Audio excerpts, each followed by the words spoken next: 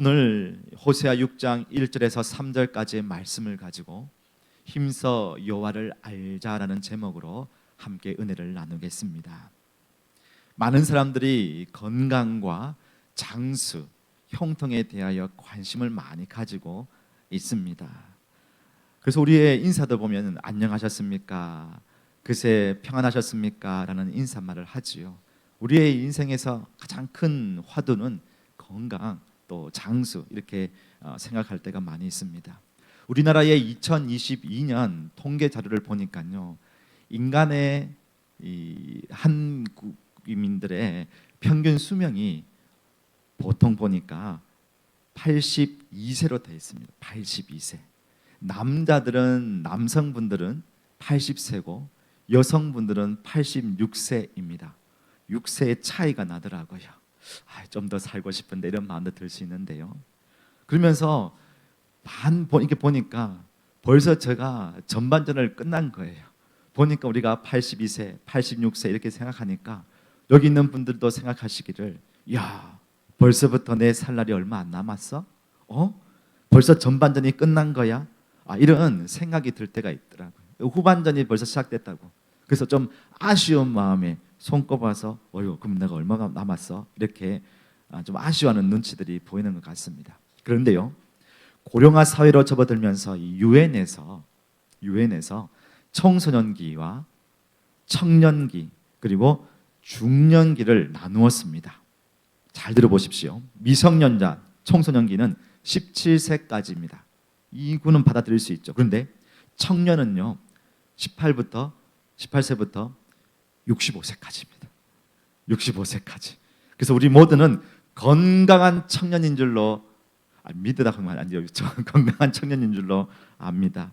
보니까요, 66세부터 79세까지 아름다운 중년, 그리고 80에서 99세까지가 노년기라고 합니다. 유엔에서 그렇게 얘기를 하고 있더라고요. 아무튼 유엔에 따르면 여기 있는 모든 분들은 아름다운 건강한 청년의 시기를 보낸다라고 할 수 있겠죠. 이 우리의 시기, 이 인생 가운데서 분명히 마지막 죽음이 있고 또 그 시간이 분명히 온다는 것을 볼 때에 많은 어른들의 얘기를 들을 때, 내가 좀 그때는 이렇게 살 걸, 저렇게 살 걸, 또 나름대로 아쉬워하는 그런 말씀들을 많이 하는 것을 듣습니다. 그러면서 우리는 믿음의 사람으로서, 그래, 우리의 일생 가운데 무엇을 남기고 또 우리에게 주신 이 사명을 어떻게 감당하며 나가야 될지를 고민하며 나갈 때에 오늘 우리의 하루의 삶을 그냥 허투루 보내지 않게 된다는 것입니다. 그렇습니다. 장수하는 것, 잘 되는 것, 또 성공하는 것도 중요하지만 인생의 시간 속에서 무엇을 담느냐가 정말 중요합니다. 인생에서 돈을 최고로 여기는 사람은 돈을 마음에 품습니다. 자식이 중요하다고 하는 사람은요, 자식을 위하여 인생을 겁니다. 권력의 맛을 본 사람은요, 권력의 매력을 쫓아갑니다. 인간관계가 중요한 사람은 사람을 남기라고 얘기를 합니다. 그런데 우리 믿음의 사람들은 다르죠. 성경에서 이런 말을 합니다. 특별히 전도서, 그 전도서를 지은 저자는 인생이 참 헛되지만 정말 중요한 게 무엇인지 우리에게 가르쳐주고 있습니다. 전도서 12장 8절 같이 읽어보겠습니다. 이래 결국을 다 들었으니 하나님을 경외하고 그의 명령들을 지킬지어다. 이것이 모든 사람의 본분이니라. 보십시오. 모든 걸 다 누렸던 그 솔로몬, 그 저자는 이렇게 얘기를 하고 있습니다. 하나님을 경외하는 것이 인간의 근본이고 또 그 말씀에 순종하는 것, 하나님을 경외하며 순종하는 삶의 모습이 인간의 본분이라고 이야기를 해주고 있습니다. 맞습니다. 영원히 변하지 않는 하나님께서 우리에게 귀한 직분과 사명을 맡겨주셨습니다. 교회의 중직자가 아닐지라도 우리는 믿음의 부모로서 아이들을 믿음으로 양육해야 될 분명한 책임이 있습니다. 또한 그리스도인으로서 어딜 가든지 빛과 소금의 역할을 감당해야 하는 그런 귀한 사명이 있습니다. 맡겨주신 귀한 일을 감당함으로 하나님께 칭찬받고 또 하나님 옆에서 귀한 삶, 복된 삶을 살아가야 한다는 겁니다. 그러한 삶을 믿음의 선조들은 살았고 또 믿음의 우리 선배들은 살아왔는데 돌아보니까 더 아쉬워한다는 거예요. 더 열심히 살 걸, 더 열심히 주님의 일을 할 걸. 왜요? 이 땅의 모든 것은 다 사라지지만 하나님 앞에서 그 선한 것, 그 행한 일은 따름이니라. 그 하나님 앞에서 그걸 다 보시고 다 칭찬해 주시고 우리에게 상을 주신다는 겁니다. 그래서요, 매 순간 우리는 전심을 다하여 하나님을 사랑하고 그 말씀을 따라 순종해 가야 합니다. 예수님도 말씀하셨습니다. 마태복음 22장 37절에 보시면요, 이 말씀이요 마가복음에도 있고 누가복음에도 있습니다. 하나님을 사랑하고 그 말씀을 지키는 것, 우리 같이 읽어보겠습니다. 시작. 예수께서 이르시되 내 마음을 다하고 목숨을 다하고 뜻을 다하여 주 너의 하나님을 사랑하라 하셨으니, 이것이 가장 큰 계명이라고 하지 않습니까? 하나님을 뜨겁게 사랑하는 자, 곧 사랑하는 자는 그 말씀을 지켜 순종하는 것이라고 우리에게 말씀해 주셨습니다. 여러분, 하나님을 사랑하게 되면요, 그 인생의 삶 가운데 많은 부분들이 정리가 됩니다. 말씀 따라 순종하게 되고 그 말씀을 지키기 위하여 하나님이 기뻐하시는 뜻을 쫓아 살아가게 됩니다. 그런데 우리는요, 늘 한결같지가 않습니다. 오늘 뜨겁게 하나님을 사랑한다지만 또 그 다음날 되어서 당장 내게 닥쳐진 문제 앞에서는요, 돈을 찾게 되고 사람을 찾게 됩니다. 그렇습니다. 우리의 마음이 참 이렇게 늘 롤러코스터를 타는 것처럼 흔들릴 때가 많다는 것입니다. 어떤 영역에서는 전심을 다하지만 어떤 부분에서는 반반이에요. 그러다가 어영부영 지내다가 무심한 마음으로 될 때가 있다는 것입니다. 야고보서 4장 8절에 이렇게 말씀합니다. 하나님을 가까이 하라. 그리하면 너희를 가까이 하시리라. 죄인들아 손을 깨끗이 하라. 두 마음을 품은 자들아 마음을 성결하게 하라 라고 우리에게 말씀하고 있습니다. 세상에 한 다리, 하나님께 한 다리, 뭐 반반 치킨도 아니고 반반 마음으로 살아갈 때가 있지 않습니까? 결국에는 그 마음이요, 세상의 것이 좋은 거예요. 그러다가 무심으로 가게 되고요, 그러다가 배신까지 가는 사람들이 있다는 것입니다. 오늘 에스겔 2장 4절의 말씀 보면요, 이스라엘 백성들을 향하여, 이 패역한 백성들을 향하여 에스겔은 고발하고 있습니다. 믿음의 선자들을 많이 보내주셨죠. 이스라엘 백성들이 패역한 길을 갈 때에 하나님의 사람을 통하여서 그들을 향하여 하나님께서 돌아오라는 말씀으로 선자들을 보내주셨습니다. 에스겔 2장 4절에 보시면 이렇게 말합니다. 이 자손은 얼굴이 뻔뻔하고 마음이 굳은 자니라. 하나님께서 이스라엘 백성들을 어떻게 인도해 주셨습니까? 출애굽 그 홍해를 가르게 해주셨고 먹을 것, 입을 것, 마실 것 주셨습니다. 발이 부르트지 않게 해주셨고 옷이 헤이지 않게 해주셨습니다. 매일 일용할 양식을 부어주셨어요. 더우니까요, 낮에는 더우니까 구름 에어컨으로 해주셨고요, 밤에는 추우니까는 불 기둥으로 늘 그들에게 난로를 떼어주셨습니다. 그런 인생, 그런 민족이 살았는데 이제 세상에 들어가 보니까 가나안 땅에 들어가고 또 여기 약속한 땅에 들어갔는데 하나님 분명히 이렇게 살지 말고 아버지의 뜻대로 살아가라고 하지만 보이는 게 뭐예요? 잘 사는 게 보입니다. 먹는 게 더 좋아 보입니다. 매일매일 만나를 주셨고 그 다음날 가지려고 또 모아놓고 챙기려고 했더니 다 썩어버렸던 이 만나지만 세상을 바라보니까 건포도도 좋은 거다, 그때 먹는 것이 너무 좋은 거예요. 그러다니까 마음이 하나님으로부터 했던 마음이 세상을 향하여 갔던 것입니다. 그래서 하나님께서 많은 믿음의 선지자를 통하여서 그 이스라엘 백성들의 마음을 고발했던 것입니다. 이 자손은 얼굴이 뻔뻔한 자요 마음이 굳은 자라. 돌같은 마음을 제거하고 살같이 부드러운 마음을 새롭게 하기 위하여 하나님은 또 한 사람을 보내주셨습니다. 오늘 저희가 보는 호세아입니다. 그런데요, 하나님께서 이 호세아에게 말만 하라고 하지 않았습니다. 이 호세아의 인생을 통하여 이스라엘 백성이 어떤 상황에 놓여 있는지, 그리고 하나님께서 어떻게 이 호세아 가정을 회복시키겠는지 하나님의 마음을 지금 호세아 가정의 이 모든 것을 통하여 드러내 보이고 있습니다. 하나님께서 이스라엘 백성들하여 돌아오라 그것을요 하도 말을 안 들으니까, 도저히 말을 안 들으니까 호세아 가정의 이 일련의 일들을 통하여서 이스라엘 백성들에게 말씀해 주고 있습니다. 호세아는 주전 753년부터 715년까지 약 40년 동안 이스라엘 백성들을 향하여 말씀을 전했던 예언자요 선지자입니다. 북방 이스라엘의 출신이며 부엘리의 아들이었습니다.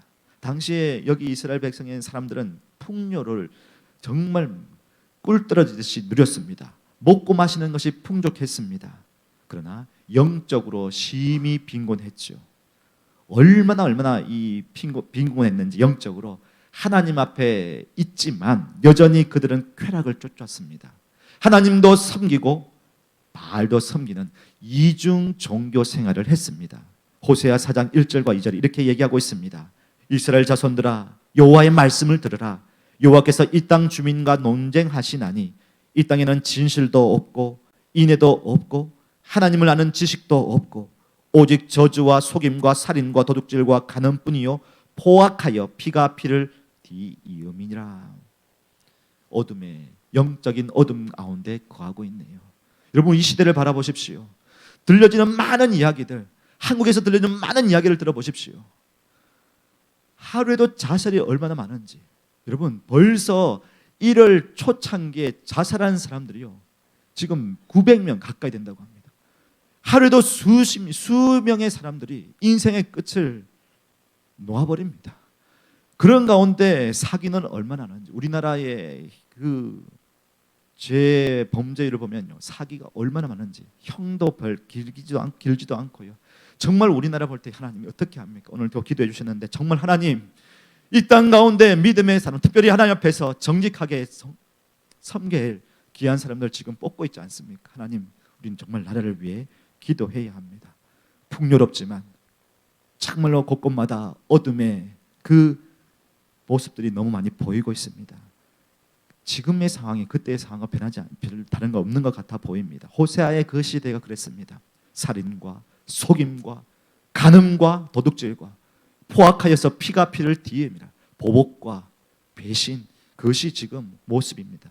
그런 가운데 그저 이 윤리적인 삶뿐만 아니라 하나님을 섬기면서도 세상 가운데 두 발을 함께하고 있는 이 사람들 보면서 호세아 4장 7절과 9절은 이렇게 얘기하고 있습니다. 그들은 번성할수록 내게 범죄하니 내가 그들의 영화를 변하여 욕이 되게 하리라. 그들이 내 백성의 속죄제물을 먹고 그 마음을 그들의 죄악에 두는도다. 장차는 백성이나 제사장이나 동일함이라. 내가 그들의 행실대로 벌하며 그들의 행위대로 갚으리라. 하나님께서는요, 호세아 선지자를 통해서 이스라엘 백성들의 민낯을 보게 하신 다음에 심판을 예언합니다. 그리고 회개를 선포합니다. 특별히 보십시오. 9절에 보시면 백성이나 제사장이나 동일함이라. 믿음의 지도자들, 먼저 선자들도 동일하게 세상에 마음을 빼앗기고 있다는 것입니다. 여러분, 풍요롭고 좋은데 무슨 회개가 필요합니까? 라고 얘기하는 분도 계세요. 고통과 아픔이 있으면 그래도 좀 저자세로 엎드릴 수 있습니다. 근데 잘 먹고 잘 사는데 뭘 회개가 필요하냐고, 바랄 것이 없는데, 그렇게 이스라엘 백성들은 얘기를 하고 있습니다. 그러니 지금 보십시오. 백성이나 제사장이나 세상도 썩어져 가고 또 교회의 믿음의 사람이라고 생각했던 사람들도 각자의 마음 속에 다른 마음을 품고 있다는 것입니다. 그러니 하나님께서 다 그 중심을 보시고 이스라엘 백성들을 향하여서 그들의 행실대로 벌하며 그들의 행위대로 갚으리라고 선포하십니다. 그러면 여러분, 이 정도 하면 좀 들어야 되지 않겠습니까? 이스라엘 백성들이요. 그런데요, 안 들어요. 미워하시지만 사랑하시니까 이 백성들을 향하여 말씀하시는데 이스라엘 백성들이 듣지 않습니다. 그러나 여전히 하나님께서는 이스라엘 백성들을 살리시기 위하여 말씀하십니다. 왜 그렇게 하실까요? 요한계시록 3장 19절에 보시면 이렇게 말합니다. 한번 같이 읽어보겠습니다. 시작. 무릇 내가 사랑하는 자를 책망하며 징계하노니 그러므로 내가 열심을 내라, 회개하라. 그렇습니다. 이 1장에서, 호세아 1장에서로 하여금 이렇게 계속 얘기를 하고 있는데 지금 하나님께서 말씀하시기를 사랑하시니까 이 이스라엘 백성들을 징계하시는 거예요. 근데 징계하시는데요, 그렇게 얘기하지 않으니까 안 들으니까요, 하나의 모델을 제시하십니다. 이제 호세아 인생을 여러분 보게 될 건데요, 호세아가 결혼을 합니다. 결혼을 하는데 음란한 여인 고멜과 결혼을 하라고 하나님께서 말씀하세요. 그리고 음란한 자녀를 낳게 하십니다. 고멜을 통하여 자녀를 낳는데 아들, 딸, 아들 3남매를 낳습니다. 그리고 그 이름을 정해주십니다. 아니, 인생을 왜 이름을 가지고 그렇게 하시는가 싶은데요, 이름을 부를 때마다 기억하게 하는 거죠. 이름을 부를 때마다 지금 우리의 상황이 어떤 건지, 또 하나님이 어떤 마음을 갖고 있는지 지금 말씀해 주고 있습니다. 세 자녀의 이름이 이렇게 나와 있습니다. 첫째 아들은 이스르엘, 둘째 딸은 로르하마, 셋째 아들은 로암미, 아들, 딸, 아들입니다. 이스라엘의 이름은 하나님께서 흩으신다는 거예요. 이 이스라엘 백성들을 보니까 그렇게 하나님께서 말씀하시는데도 듣지 않는다. 그래서 내가 너희를 흩어버릴 것이다. 첫째 아들을 낳았습니다. 둘째 딸을 낳았습니다. 로르하마입니다. 이스라엘을 용서하지 않겠다, 불쌍히 여기지 않겠다. 셋째 아들 낳았습니다. 로암입니다. 내 백성이 아니다, 나는 너희 하나님이 되지 않겠다라고 이렇게. 그래서 이름을 부를 때마다 그 의미가 느껴지는 거예요. 여러분, 우리도 우리 자녀의 이름을 부를 때 어떻습니까? 그런 거룩하고 복된 이름들을 짓지 않습니까? 꼭 필요한 이름을 짓지 않습니까? 그런데 이 이름을 부르면서 이스라엘 백성이 어떠한 것인지 그걸 보게 했다는 것입니다. 점점 가증되고 있지요. 흩어진 뒤에 긍휼을 여기지 않으시고 급기야 내 백성이 아니게 할 것이다 라고 하셨습니다. 이스라엘 제약이 이렇게 참담하니까 이들이 하나님으로부터 멀어졌던 것을 알게 해주시는 것입니다. 우리도 그러합니다. 혹 우리도 우리의 제약으로 하나님으로부터 거리를 두고 있지는 않습니까? 그러나 우리 하나님은요, 우리를 버리지 않으십니다. 죄로 인하여 우리가 더 고통 가운데 있을지라도 더 피폐해져 가지만 그럼에도 불구하고 하나님은 우리를 버리지 않으십니다. 그 모습을 예수 그리스도를 통하여서 나타내 보여주셨지 않습니까? 예수 그리스도의 십자가를 통하여서 우리가 대신 받아야 할 그 질고와 그 죽음을 맞으셨고, 우리는 예수로 말미암아 하나님께 버림을 받지 않았습니다. 그 큰 사랑을 주셨습니다. 그래서 우리는 하나님께로 돌아가면 되는 거예요. 하나님을 더 알아가고 하나님께 더 나아가면 되는 겁니다. 하나님은 이 호세아 가정을 통하여서 그것을 명확히 보여주셨습니다. 호세아 2장을 나중에 한번 읽어보십시오. 2장 1절에 보시면 이제 이 아이들의 이름이 바뀌어집니다. 한번 읽어보겠습니다. 시작. 너희 형제에게는 암미라 하고 너희 자매에게는 루하마라 하라. 이름이 바뀌었습니다. 1절에는 하나님께서 흩어버린다, 긍휼을 베풀지 않겠다, 너희는 나의 백성이 아니다라고 아예 그냥 마음을 막 던지셨는데요, 이제는 2장에서는 바꿔주셨습니다. 이름을 바꿔주셨죠. 로르하마를 루하마로 바꾸고요, 로암미를 암미로 바꿔주십니다. 이 히브리어의 로자는요 결코 아니다라는 뜻입니다. 근데 로를 다 빼버렸습니다. 루하마 암미, 내가 너희들 이스라엘을 용서해 줄 것이다, 그리고 너희들은 나의 백성이 될 것이고 나는 너희 하나님이 될 것이라고 이름을 바꾸어서 이렇게 말씀합니다. 뭐예요? 하나님께서 이스라엘 백성들을 이렇게 사랑할 것이라는 것을 보여준다는 것입니다. 하나님께서는 이 호세아 가정을 통하여 이스라엘 백성을 회복시켜 주실 것이라고 보여주고 있습니다. 그렇습니다. 하나님의 사랑으로 우리의 죄를 걷어주시고 우리를 하나님의 자녀 삼아주셨습니다. 하나님은 포기하지 않으십니다. 이쯤 하면 이제 이스라엘 백성도 돌아와야 되겠죠. 아이의 이름이 바뀌었습니다. 그런데요, 돌아오지 않습니다. 이름 바뀌었다고 뭐가야? 한 가정에 이렇게, 여러분 선전, 그래도 많은 사람들이 이 선지자의 가정의 일들이 어떻게 일어났는지 보지 않습니까? 이름이 바뀌었고 루하마라고 부르고 암미라고 부르는데 여전히 이스라엘 백성은 정신을 못 차립니다. 이제 3장으로 가면요, 이스라엘 백성들이 어떤 모습 보이는지 보십시오. 3장 1절과 2절 한번 같이 읽어보겠습니다. 시작. 여호와께서 내게 이르시되 이스라엘 자손이 다른 신을 섬기고 건포도 과자를 즐길지라도 여호와가 그들을 사랑하나니 너는 또 가서 타인의 사랑을 받아 음녀가 된 그 여자를 사랑하라 하시기로 내가 은 15개와 보리 한 호멜 반으로 나를 위하여 그를 사고. 여러분, 이스라엘 백성들 하나님께서 사랑하신다고 하셨어요.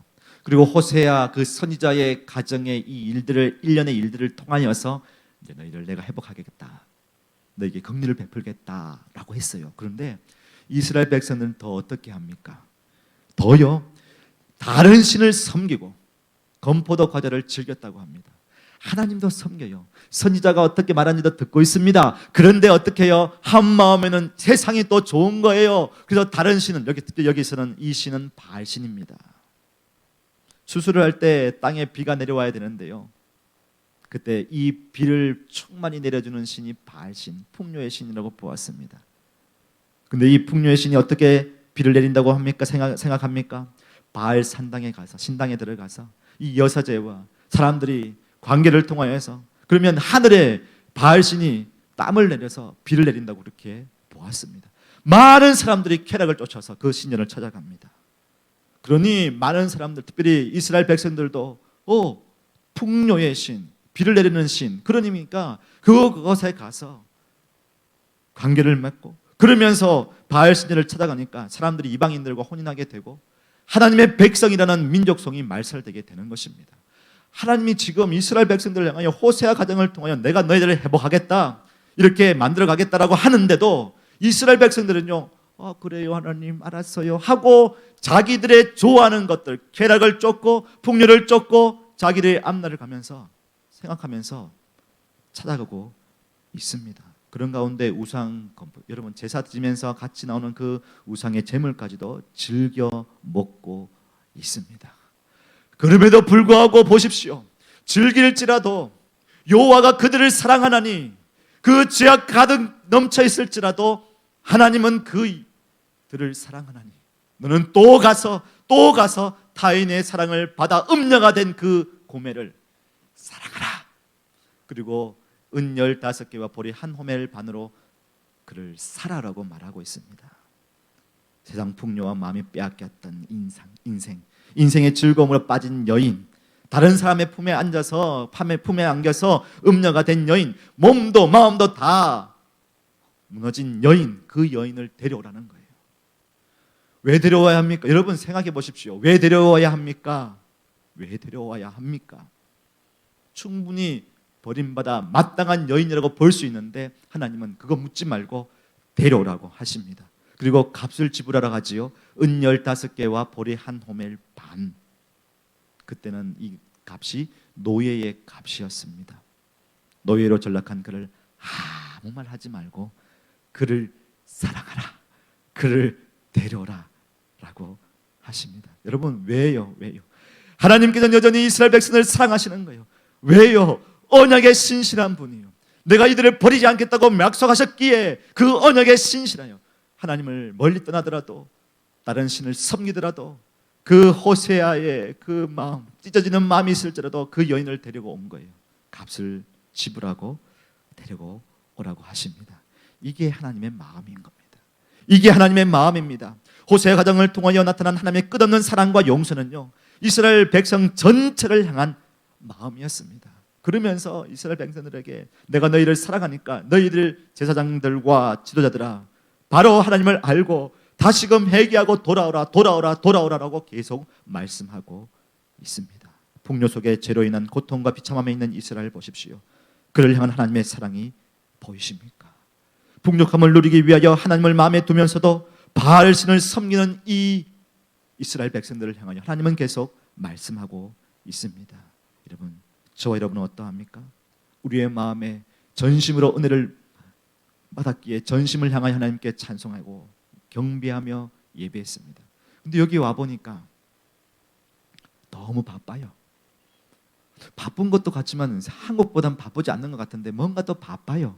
아이들 라이딩 해줘야 되고 데려와야 되고 밥 먹여야 되고, 아침에 도시락 쌀 때는 많이 쌀 때가 있고, 돌아왔으면 밥 해야 되고 설거지해야 되고, 또 저녁 되면 또 내일 거 준비해야 되고, 그러다 보니까요 우리의 인생이 너무 바빠요. 더군다나 또 정보는 또 깊이 알아야 되기 때문에 또 얘기 들으면서 하나님 말씀에 분명히 염려 걱정 근심하지 말라고 했는데 걱정 근심이 됩니다. 어떻게 할까? 우리 아이는 여러 가지 가운데서 우리의 마음이요 분주해지고 나누어지면서 우리의 마음이 하나님을 향했던 그 마음이 뜨겁게 찬양하고 기뻐했던 기도했던 그 마음, 아마 여러분 한국의 교회에 있을 때는 아마 다들 고수분들이었을 거예요. 어디에 있든지 하나님이 기뻐하시는 기도의 사람으로, 어디에 있든지 그곳에 내가 섬기겠다는 부름받아 나서님은 내가 어디든지 가겠다, 그 찬양이요 옛날 추억의 앨범에 들어가 있는 것처럼 우리의 모습은 그렇게 되어 있지는 않습니까? 전심에서 반심으로, 때로는 이 하나님과 세상, 그러다가 무심, 때로는 단단한 마음으로 가 있지는 않습니까? 엄청난 은혜와 불같은 사랑을 받았지만 분주함 가운데 굳어버리지는 않았습니까? 이렇게 해보고 저렇게 해보지만 고군분투했던 신앙생활, 길을 닫고 마음의 문을 잠그고 있지는 않습니까? 때로는 상처와 분노 때문에 내가 이제는 하는가 봐라, 나는 됐다. 혹시 그런 마음의 문을 닫고 있지는 않습니까? 때로는 섭섭한 마음 때문에 우리의 마음이 남들을 향하여서 좋지 않은 마음을 갖고 있지는 않습니까? 그럼에도 불구하고 하나님은요, 이스라엘 백성들을 사랑해 주셨습니다. 그럼에도 불구하고 저와 여러분을 사랑하신다고 우리에게 지금 말씀해 주고 있습니다. 그래서 여러분, 우리는 하나님께로 향하십시다. 하나님께서 우리를 향하여 어떻게 마음을 보시는지 보십시오. 그래서 오늘 6장 1절에서 함께 보고자 합니다. 6장 1절 한번 같이 읽어보겠습니다. 시작. 오라 우리가 여호와께로 돌아가자. 여호와께서 우리를 찢으셨으나 도로 낫게 하실 것이요 우리를 치셨으나 싸매어 주실 것임이라. 아멘. 목사님, 이제 본문 들어가면 어떻게 합니까? 지금 50분인데 큰일 났네요. 아니요. 잘 제가 정리해서 말씀을 드리겠습니다. 보십시오. 5장까지 정말 이스라엘 백성들이 패역했습니다. 그런데도 불구하고 하나님은 끊임없이 사랑한다고, 그럼에도 불구하고 사랑한다고 말씀해 주시고, 이제는 이스라엘 백성들을 향하여서 돌아가자. 호세아가 얘기합니다. 우리의 가정을 보세요. 내가 이 여인을 사랑하는 이유가 무엇입니까? 하나님께서 그렇게 말씀하셨어요. 음녀인, 모든 걸 내팽개치고 아이들까지 내팽개치는 그 여인을 하나님께서 사랑하라고 하셨는데 이유 없어요. 그를 사랑하라고 하십니다. 이처럼 하나님께서 저와 여러분을 사랑하십니다. 그래서 우리 다시금 하나님께 돌아가십시다. 우리 하나님께 돌아가면은 우리를 낫게 해주실 것이고 우리를 싸매어 주실 것이라고 지금 이게 얘기를 하고 있는 겁니다. 돌아가자는 그 말에는 히브리어로 웨나슈바라는 말입니다. 원래 있는 곳으로 돌아가자는 거예요. 원래 있는 곳으로. 우리가 원래 있는 곳이 뭡니까? 웨스트민스터 소요리 문답에 보시면 첫 질문이 사람이 무엇을 위하여 살아가느냐, 사람의 목적이 무엇이냐, 사람의 존재 이유가 무엇이냐, 사람이 있어야 할 자리가 어디냐고 말할 때요, 하나님을 영원롭게 하고 영원토록 그를 즐거워하는 것이라고 하였습니다. 그렇습니다. 원래가 우리가 있어야 될 자리, 저와 여러분에게 주신 귀한 은사 또 재능이 있지 않습니까? 하나님께서 그곳에 부르셨습니다. 그곳에서 우리가 함께 기도하며 말씀 보며 하나님을 알아가면 됩니다. 하나님께 돌아가면 됩니다. 그곳에서 하나님을 예배하면 된다는 것입니다. 내게 주어진 시련과 고통이 있습니까? 성장을 위한 시련이나 범죄로 인한 징계의 아픔이 그런 시련일지라도 그 자리에서 그 하나님을 사랑하며 섬기며 더 하나님을 알아가는 저와 여러분이 되기를 주님의 이름으로 축복합니다. 기도의 자리, 말씀의 자리, 찬양의 자리, 순종의 자리로 돌아가면 됩니다. 그러면 하나님께서 우리를 회복시켜 주신다고 하셨습니다. 여전히 우리의 삶이 무겁고 걱정 근심이 많고 하나님께 예배하며 세상에 한 발을 디디고 있을지라도 우리의 마음속에 마음을 다하여 하나님께 돌아가면요, 하나님께서 싸매어 주시고 회복시켜 주신답니다. 그 이야기를 말씀해 주시는데 2절에 이렇게 말합니다. 한번 같이 읽어보겠습니다. 시작. 여호와께서 이틀 후에 우리를 살리시며 셋째 날에 우리를 일으키시리니 우리가 그의 앞에 살리라. 아멘. 이제요, 이스라엘 백성들이 수년간 고통 가운데 하나님도 이렇게 마음에 두고 있고 세상에 두고 있으면 그 영적인 빈곤한 가운데 있을지라도 하나님께서 어떻게 해요? 이틀 후에 살리시고 셋째 날에, 이 말씀은 하나님의 회복이 긴박하게 긴급하게 이루어 주신다는 것입니다. 빠르게 회복해 주신다는 것입니다. 신속하게 회복해 주신다는 거예요. 그리고 이튿날 셋째 날 3일이죠. 예수 그리스도의 십자가를 묵상하게 됩니다. 예수 그리스도의 부활을 묵상하게 됩니다. 모든 성도가 예수 그리스도의 부활에 동참한다는 것을 여기서도 예표해 주고 있는 거죠. 죽음을 맞이할지라도 우리의 인생이 다 끝난 처럼 보일지라도 하나님께서 우리를 살려주신다는 이 이야기가 여기도 함께 있습니다. 사랑의 여러분, 우리가 하나님께 돌아가게 될 때에 우리를 싸매어 주시고 회복시켜 주실 줄로 믿습니다. 여러분, 우리는 이미 결말을 아는 인생이지 않습니까? 우리는 이미 승리한 인생이 아닙니까? 예수 그리스도로 말미암아 이미 승리한 것에 감사하노니 바울은 그렇게 15장 고린도전서 15장에서 말하고 있습니다. 그 감사의 마음을 가지고 오늘 우리가 살아갈 때 더 주님께 하나님께 가까이 가십시다. 하나님께 회개하고 돌아가서 하나님과 함께 동행할 때 우리가 더욱 힘써야 할 것이 있습니다. 우리 3절 같이 읽어보겠습니다. 시작. 그러므로 우리가 여호와를 알자. 힘써 여호와를 알자. 그의 나타나심은 새벽빛같이 어김없나니 비와 같이 땅을 적시는 늦은 비와 같이 우리에게 임하시리라 하니라. 아멘. 여호와를 알자, 힘써 여호와를 알자라고 했습니다. 알다라는 이 단어는요, 그냥 지적으로 아는 게 아닙니다. 이 알다라는 단어가 그 당시 어떻게 쓰였냐면요, 전쟁을 하거나 복수를 할 목적으로 그 한 사람을 뒤를 쫓아가는, 추적하는 알자입니다. 무엇입니까? 쫓아가는 거예요. 하나님을 더 알기 위하여 힘 닿는 대로 쫓아가는 겁니다. 말씀 가운데, 기도 가운데 그렇게 힘쓰는 자가 되라는 겁니다. 전쟁에서, 전쟁터에서 싸우는 전사의 모습으로 힘쓰라는 겁니다. 여러분, 여러분의 삶 속에 하나님을 어떻게 알고 있습니까? 말씀을 듣고 그냥 한 귀로 흘러드립니까? 기도 가운데 어떤 모습입니까? 그냥 기도하는 것보다 당장 내가 필요한 것을 채우기 위하여 더 애쓰는 시간을 보내고 있지는 않습니까? 그 모든 가운데 그 시간마다 더 주님을 알아가 보십시오. 말씀을 읽으시고 기도 가운데 또 묵상하고 함께 공동체 모임에, 구역 모임에, 또 함께하는 그 모임 가운데 더 하나님을 힘써 알아가 보십시오. 정말 추적하듯이 하나님을 알아보십시오. 그럼 하나님께서 어떻게 하십니까? 하나님의 깊은 관계 속에서 교제 가운데 하나님을 알아가는데 어떻게 우리에게 반응해 주십니까? 하나님께 우리에게 보내주시는데요, 그 마음을 가지고 있는 사람들에게 하나님께서 하나님의 마음을 부어주십니다. 우리 예레미야 24장 7절 한번 보시겠습니까? 한번 읽어보겠습니다. 시작. 내가 여호와인 줄 아는 마음을 그들에게 주어서 그들이 전심으로 내게 돌아오게 하리니 그들은 내 백성이 되겠고 나는 그들의 하나님이 되리라. 여러분, 이 하나님을 알아가는 그 마음도요, 우리가 애써 한다지만 하나님께서 그 마음을 주시는 거예요. 주님께 마음을 향하여 보십시오. 아이고, 나는 지금 바쁜데, 내 일정도 내 상황도 그런 여유가 없는데, 너무너무 힘이 드는데, 근데 그 가운데 하나님께로 마음을 돌려보십시오. 하나님께 방향을 맞춰보십시오. 주파수를 맞춰 보십시오. 나침반은 항상 그렇게 북극성을 가리켜 있는 것처럼 우리의 마음속에 하나님을 향하여 보십시오. 그러면 주께 힘을 얻고 그 마음에 은혜의 대로가 있는 자는 복이 있다고 말씀하였습니다. 하나님께서 그 은혜의 대로를 열어주실 줄로 믿습니다. 그렇습니다. 내가 여호와인 줄 아는 그 마음을 우리에게 부어주셔서 전심으로 내게 돌아오게 합니다. 하나님께 돌아오게 합니다. 그러면 하나님께서 말씀하십니다. 내 백성이 되겠고 내가 너의 하나님이 될 것이다. 그렇게 그 마음을 하나님께 향해 보십시오. 내 이 상황에서도, 내 이 곤란한 이 상황에서도, 내 비참한 이 상황에서도 하나님께 마음의 그 주파수를 맞춰 보십시오. 그러면 세상의 목소리가 들리는 것이 아니라 하나님의 음성과 귀가 하나님 말씀이 들려지게 되고 그 가운데 하나님께로 향하는 마음을 가지고 주님을 더 깊이 알아가게 됩니다.